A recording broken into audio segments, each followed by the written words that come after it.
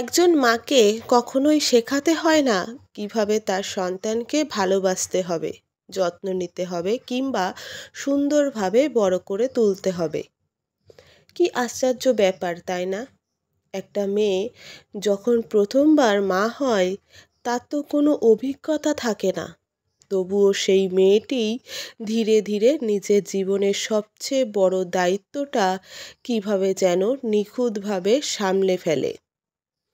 রাত জেগে কাঁদতে থাকা শিশুকে কোলে নিয়ে শান্ত করা হোক, কিংবা নিজের খাওয়া ভুলে সন্তানের মুখে খাবার তুলে দেওয়া, সব কিছুই সে শিখে ফেলে নিজের ভেতর থেকেই।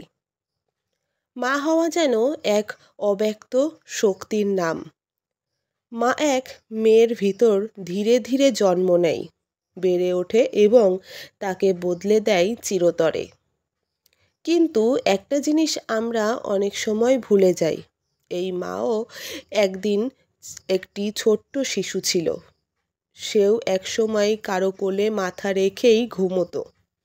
ব্যথা পেলে মায়ের আঁচল খুঁজত, আর সেই আঁচলেই খুঁজে পেত শান্তি। সেই ছোট্ট মেয়েটি আজ যখন মা হয়, তখন তারই সন্তান ব্যথা পেলে তার বুকেই আশ্রয় খোঁজে। যে হাত একদিন মায়ের হাত ধরে হাঁটা শিখেছিল, আজ সেই হাতেই নিজের সন্তানের ছোট্ট আঙুল ধরে থাকে পথ চলতে। কি অসাধারণ এক চক্র! ভালোবাসা, যত্ন আর দায়িত্ববোধের একটা মেয়ে যখন মা হয়, তখন শুধু একটা পরিচয় নয়, এটা নতুন জীবন তার ভেতরে জন্ম নেয়। নিজের জীবনের চেয়ে মূল্যবান এক অনুভব। এই পৃথিবীতে মায়ের মতো নিঃস্বার্থ ভালোবাসা আর কেউ দিতে পারে না।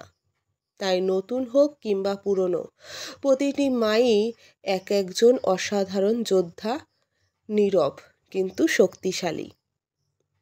তোমার মা কিংবা তুমি নিজে এই কথাগুলো শুনে যদি মনে হয়, হ্যাঁ আমিও পারি, তাহলে মনে রেখো, তুমি একজন মা, তোমার মতো আর কেউ নেই।